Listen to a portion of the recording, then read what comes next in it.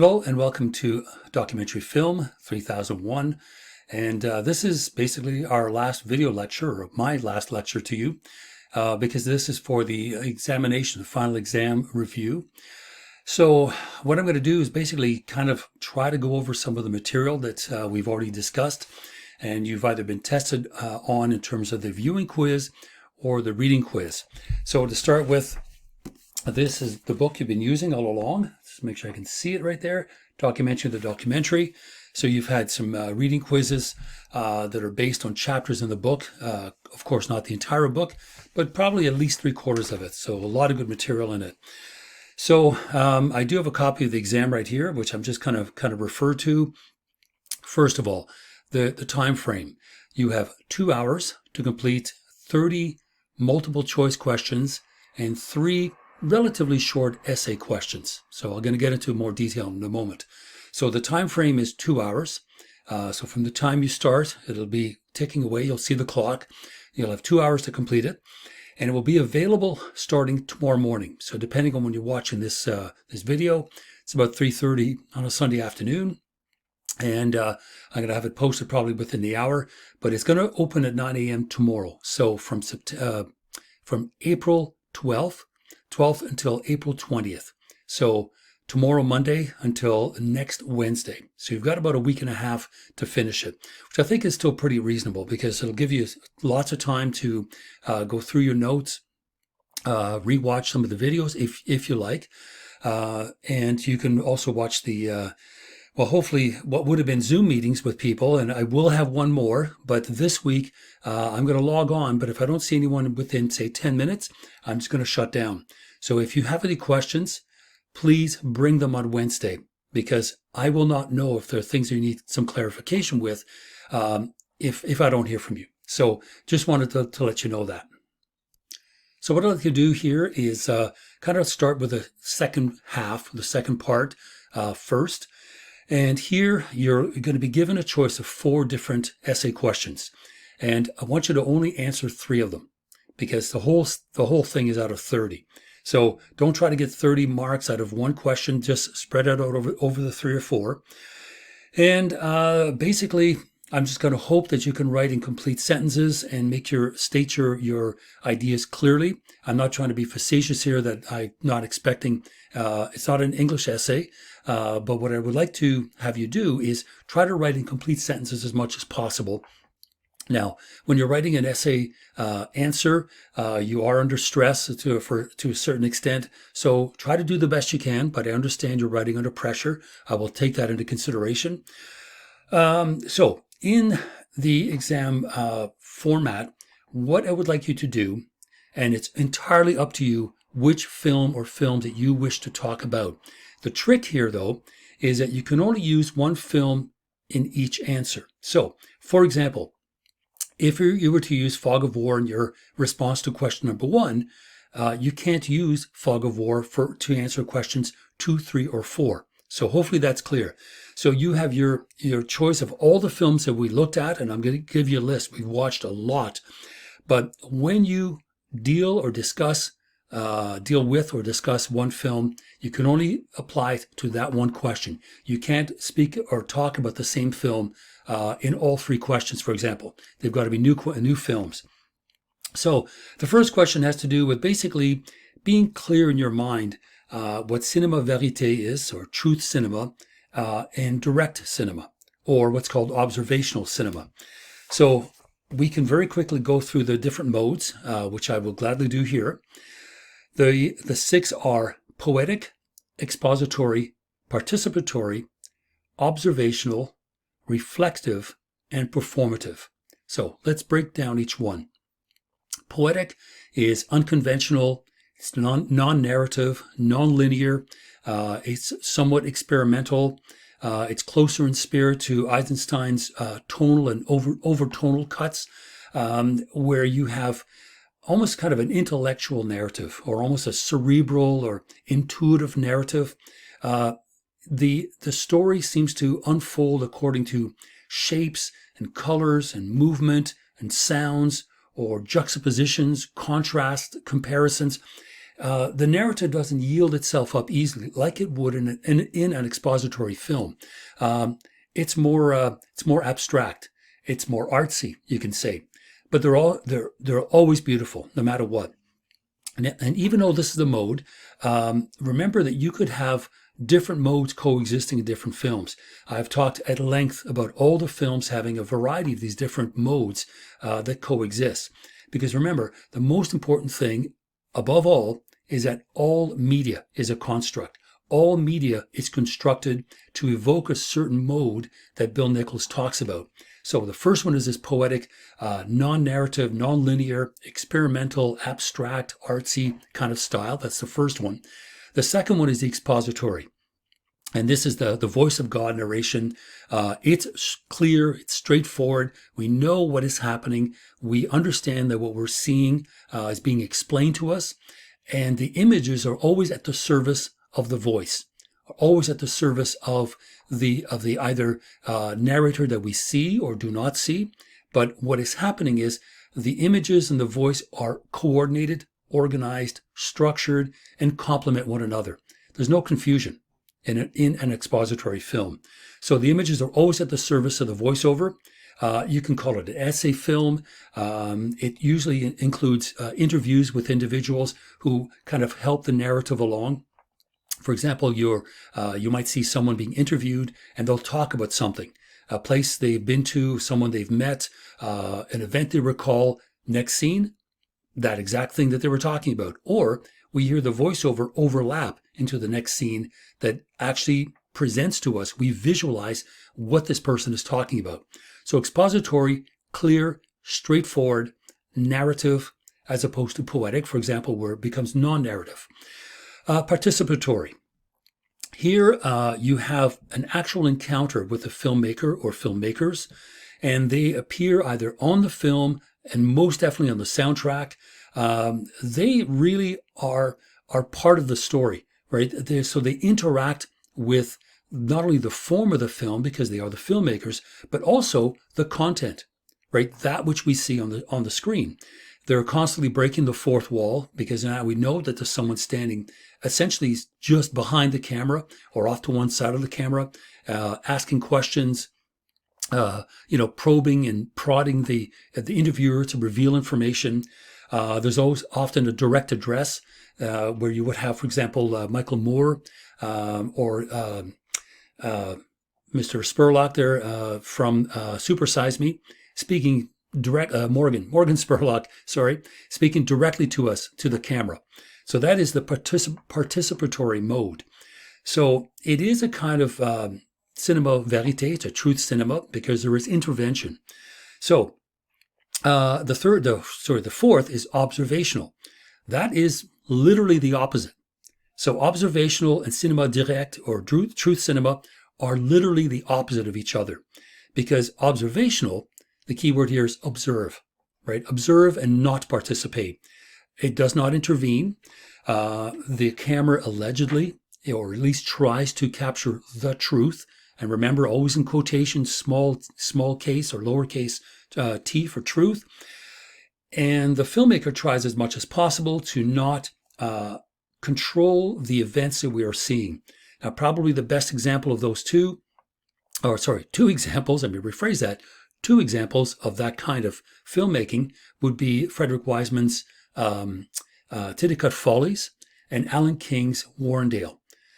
Dying of Grace is another one, also by Alan King. But those two films, Warrendale and Titicut Follies, excellent examples of the observational style or the observational mode of documentary. Now, another one that is reflective, this is one that is, again, part of the narrative tradition, a fairly new one, and it has to do with kind of the opposite of observational. So observational attempts to present to us the truth, but participatory, performative, and reflective are really kind of the opposite. Now, why are they? I've said that participatory and performative, both of those have the active intervention of the filmmaker into the events that we see depicted. So that filmmaker participates. Michael Moore participates in Roger and Me. We see in Daisy, the story of a facelift. We hear the director, and at one point we see him as well, commenting on the events, probing, right, and prodding Daisy to do certain things, to go and talk to certain people. And we see Daisy also looking at the director periodically. But reflective goes even further. It acknowledges that there is great difficulty in capturing, again, the truth in quotation marks. It reflects upon itself as a construct, because again, all media is a construct. It reflects upon itself in its inability to capture or grasp in a concrete kind of way, in a substantial kind of way, the truth. Because each person may narrate a series of events that they all witness, but as you can imagine, they will each have kind of a slightly different take on what's going on.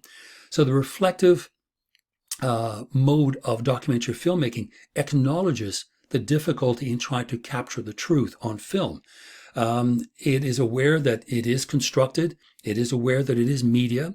It is aware that we may have our own emotional baggage that we bring to the film that will or will not get in our way in listening objectively, because it is very difficult to be completely objective. Perhaps the only thing that we have now today that is close to a non-interventionist, truthful kind of filmmaking is closed-circuit television footage, or sort of closed-circuit camera footage. We're so used to those cameras being around us. In fact, often we don't even see them.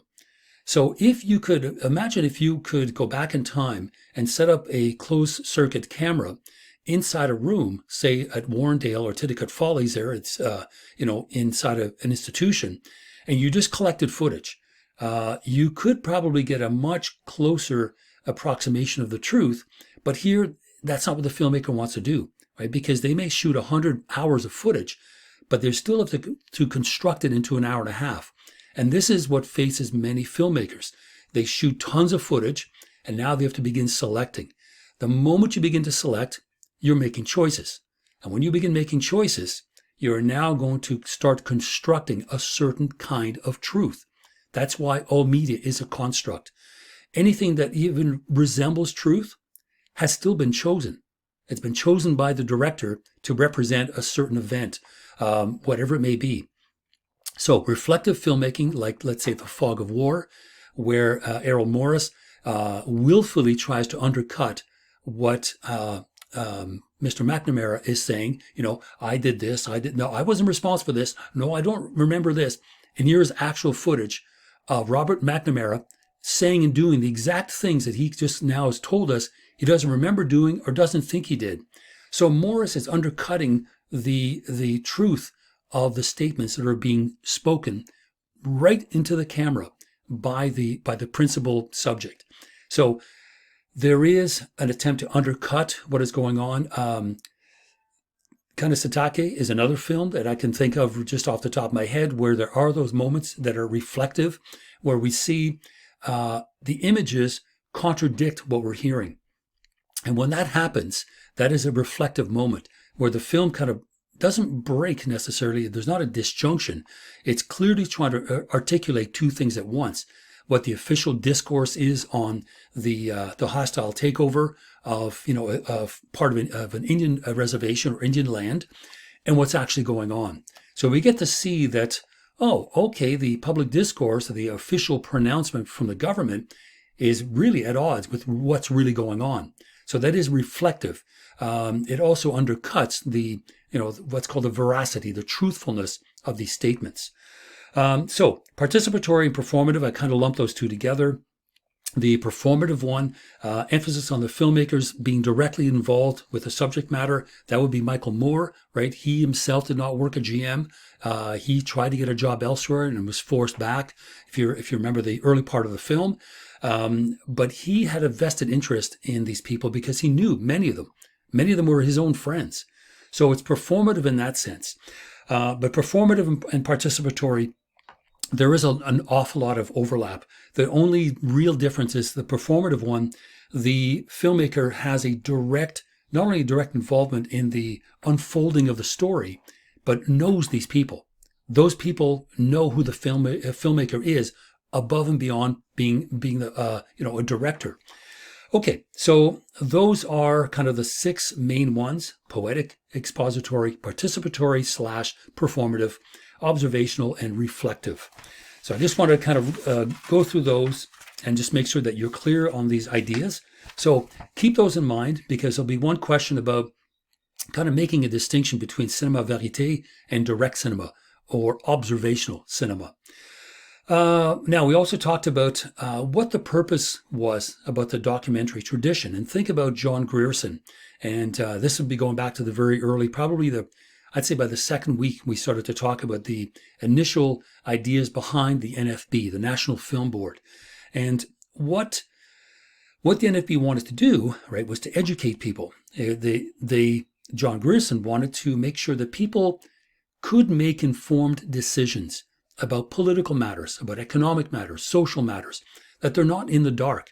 And one of the best ways to educate people is to present to them in living color, as they used to say on NBC, but at least in using vivid imagery, ideas for them to consider.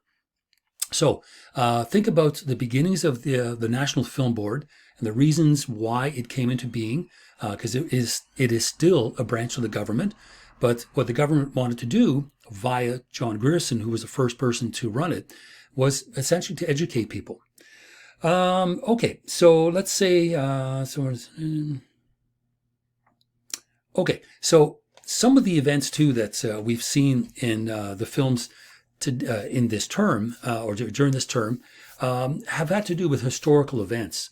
So think about some of the films that have to do with events that have occurred in the past, or that are themselves documents of a historical event. Kanesatake is a very good example. The Other Side of the Ledger, which is the other film I asked you to watch the same week, is about something that happened 250 years ago, but it's still a historical revisiting. So think about historical revisionism, where you are hearing from people for the first time about events that have occurred in the past, and now we're getting new voices that are going to speak to us directly about their experiences. God Sleeps in Rwanda is another one. That's another film where we have this historical event being described, depicted, lived through by the individuals that we see on the screen. So they were there, they were witnesses, but they were witnesses to an important historical event. So think of the impact of history on the documentary tradition. There's a question like that, which I don't want to say much more, but kind of think about that as you go into, what films if there was a question about history and documentary, what films have we watched that refer to that? So that's kind of what I want you to do. Now, we watched a lot of films, just very, very quickly. Land Without Bread, Ladies and Gentlemen, Mr. Leonard Cohen, Drifters, Nanook of the North, Man with a Movie Camera, Baraka, Night and Fog, Triumph of the Will, Fog of War, Don't Look Back, Daisy, the Story of a Facelift, Dying at Grace, Warrendale, God Sleeps in Rwanda, The Other Side of the Ledger, Kanesatake, Grey Gardens, Titicut Follies, Capturing the Freedmans, Super Size Me, Into the Abyss, and Grizzly Man. Now, some were feature presentations when I called them that, not facetiously, but because they were, and you were quizzed on them. But others, I want you to watch the first sort of 10, 15 minutes at the very most. I've had to take some films out because they're no longer available for us to view for free, which is unfortunate. But those were the films that we watched. So if you can think a little bit about each one, just sort of some general ideas, then I think you're going to do fine. Okay, so without actually giving away giving away to you some of the questions, think about how films begin and how they end. Think about how the use, for example, of home movie footage. There's a couple of films that start that way. What would they be? Well, Roger and Me is one. Capturing the Freedmans is another one. You can think also of Grizzly Man. All those films, those three, the last three, use home footage. Either home movies shot on Super 8 or 16 mil if they're really rich, mostly Super 8, or on video. So those are films that open in a really unique kind of way, right? They're using footage that was shot not by the director, but by someone else. The director now has his hands on them and is able to construct them in a certain way. So think about that. There are films that are organized in a very clear, straightforward kind of way. They kind of look like they have a clear narrative. Think about some of the films that have very straightforward narratives, a kind of quest, we'll say. So think about films that are like that. All right. So I mentioned about the documentary tradition, looking to educate citizens about their nation. Think about that. Think about who might have said that. Now, I'm trying to not to give you the direct answers because that wouldn't be fair. But most of these questions have to do with all the reading quizzes or the viewing quizzes that you have already done. If you have done those, you will be very comfortable. You will be able to do this without any problem. Okay, there will be some questions based on the readings as well. Okay, I'm going to go through these again, and we'll try to be as general as I can. All right, think about arguments that are presented in a very clear and straightforward way versus films where the argument is kind of muddied in some way. Let's say Nanook of the North, right? Very straightforward, expository narrative. It's a quest as well. And of course, in hindsight, it's almost an historical quest because individuals like Nanook do not exist anymore. That tradition is gone. So yes, it's expository, it's narrative, it has a certain quest in mind, and it's straightforward in its depiction of what's going on. Now compare that to something like The Fog of War, where it isn't as clear what's going on. The narrative is on slippery ground, and it is because the director has chosen to construct the film so that what is heard and what is seen seems to almost be at odds with each other.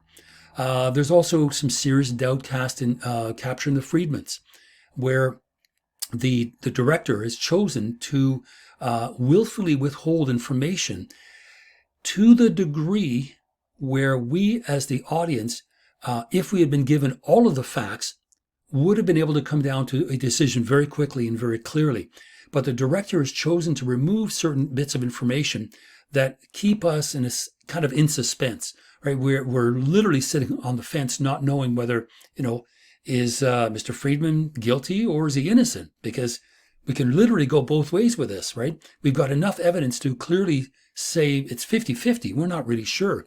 So when we talk about a clear narrative, something like Nanook of the North is very straightforward, but something like Capturing the Freedmans or The Fog of War, not so clear. Kanesatake is another one with a clear expository story for the most part, but there are these kind of reflective moments where there is a disconnect between the images, that are seen, soldiers and a lot of violence, and yet, the public government presentation of the events is quite different, saying everything's under control, when clearly it's not under control. It's at a stalemate, right? It's at a standstill. Okay, let's see. Well, think about films that start with a person's childhood, or when I talked about home movies, there's a couple of them that start with a kind of earlier time.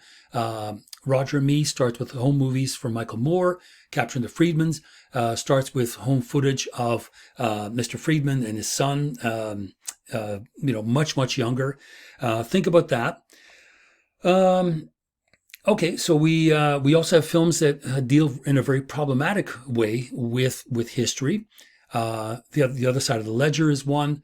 Night and Fog is another film that deals with memory and history, and the memory that is recalled of events by people who were there can be quite different, or just the passing of time has eroded and changed a person's memory of what's been going on. So The Fog of War and The Other Side of the Ledger are those kinds of films.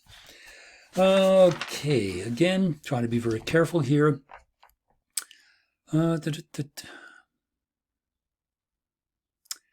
Well, there were films that deal with various kinds of, criminal behavior.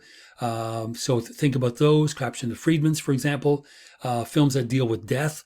We have a goat that's shot off the side of a mountain on Las Hurdes. We've got also Dying at Grace, which deals specifically with death. So, okay. So probably the best thing I would recommend you doing, because if you can remember this, you're going to do really well in this test. With each film, now again, the feature films more so, but try to put a label on the films that we have seen, the feature presentations. Say, okay, Nanook of the North would be what? Expository. The Fog of War, reflective. Roger and Me, participatory or performative. Warrendale, observational or direct cinema. Grey Gardens, cinema direct more so, because we have the involvement of the filmmakers. It could be kind of performative or participatory. Now, don't worry so much. Okay, the instructor thinks it's only going to be one. There is a fair amount of overlap. Kanesatake, for example, is primarily expository with some observational moments, some poetic moments, some reflective moments. So if you're not sure, just say, well, look, generally speaking, it's this. So go through the list of the films and see if you could identify the mode or the style of documentary filmmaking that each one represents. If you can do that, you are going to be in good shape, okay? Because there's a number of questions that are like that. I also mentioned too the fact that there are several films that we have watched, like the Leonard Cohen one, Don't Look Back. These are films about performers, and there is what I call a performative aspect to these individuals who are already performers that are comfortable in front of an audience, are very self-aware of themselves as performers, as being watched, so they guard themselves very carefully. But even you and I, out on the street, when we interact with people, whether it's our parents or friends or whoever, we're also performing, right? So there's always a performative aspect to what we do when we interact with others.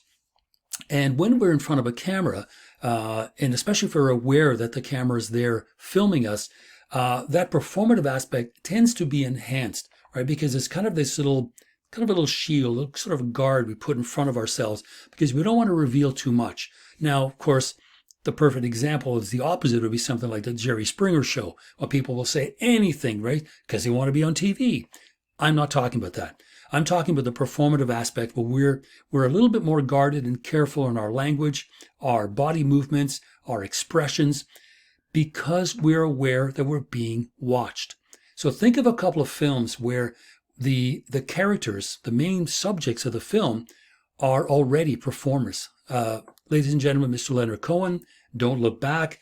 Those are two that I can think of that are clearly about people that are in the public eye. Robert McNamara, right, in The Fog of War, clearly a public figure. Public figures perform very consciously and self-consciously. So think of films that play with that. Okay, just trying to think. Yeah, okay. So those films, think about them because they do present to us a certain type of person. So films that deal with celebrities, right? Think of those. Okay. Well, we talked about propaganda films. Propaganda films are important because that is a particular style of filmmaking. Now, if all media is a construct, you could argue all films are propagandistic in some way, but some are much more explicit than others. Let's say the worst example, of course, Triumph of the Will, an explicit example of propaganda. Now, why is it explicit? Because propaganda films typically shut down any opposing viewpoint. And what they do is they present only their side as absolutely the best and only one. And even if there's a hint of an alternative, it's crushed. So the more obviously, or the more obvious that other side is shut down or crushed or silenced, the more propagandistic the film is. And of course, Triumph of the Will is a very, very good example. But you could say there are other films that do propagate a point of view. You could say that Kanasatake presents a kind of propaganda that says, the indigenous population in Quebec, the Mohawk population, are noble, are not savages as they're being screamed at that they are. They're quite different. But what's going on here is we have at least an acknowledgement that there is another side to the story. There is, again, that official kind of government / police / army point of view and that perspective. And we hear and see them, they interact. And that's still quite different from Triumph of the Will. In fact, absolutely. But there is still a degree of propagandizing towards a particular point of view. It's how subtly it's done. Again, all media is a construct. And if you're going to construct something, you're going to present a point of view. And if you are doing that, you are, to a slight degree even, presenting like a propagandistic point of view. So I'm just looking at my list here again. There are some that, again, really don't seem to have a point of view of any kind.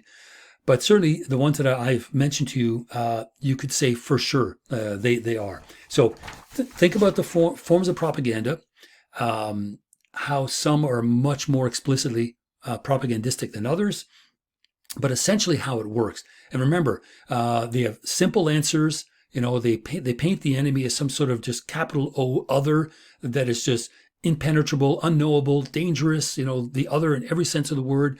That's Triumph of the Will, absolutely. So you could think, okay, what is a propaganda film? What are its qualities? What are its ideas and examples? And what's the best and the best and the worst is Triumph of the Will for sure. Okay, so let's see. Now, of the 6 modes that I mentioned, and again, I'm going to present to you one last time, right? The poetic, expository, participatory, observational, reflective, and performative. Those are the 6 modes. If you see anything else other than that, it's not a mode. And there is a question there that might be tricky. Just sort of read it carefully so that you know what is being asked. Sort of quickly going through all this stuff here. Okay. Now, another question about propaganda.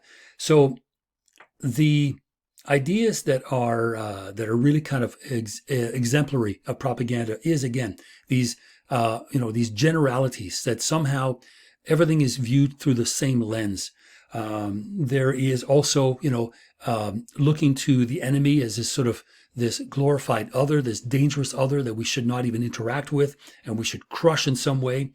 There are lots of false analogies as well that are made, because these people belong to a certain, religious group, social group, racial group. Somehow they're horrible. And as if that is not only the identifier of the group, but that is the reason why we should crush them. That's propaganda as well. Okay.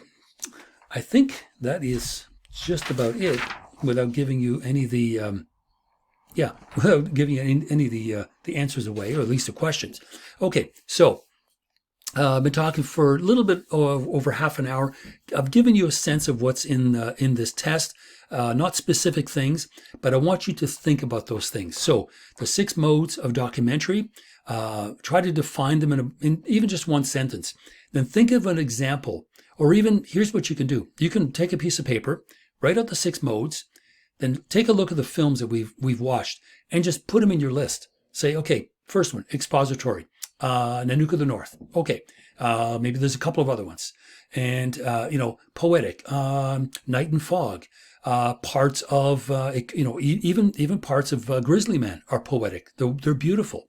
So if you can do that, if you can write down those 6 modes and slot in each of the films that we watched. And again, there will be some overlap, but some will be sort of generally expository or generally reflective.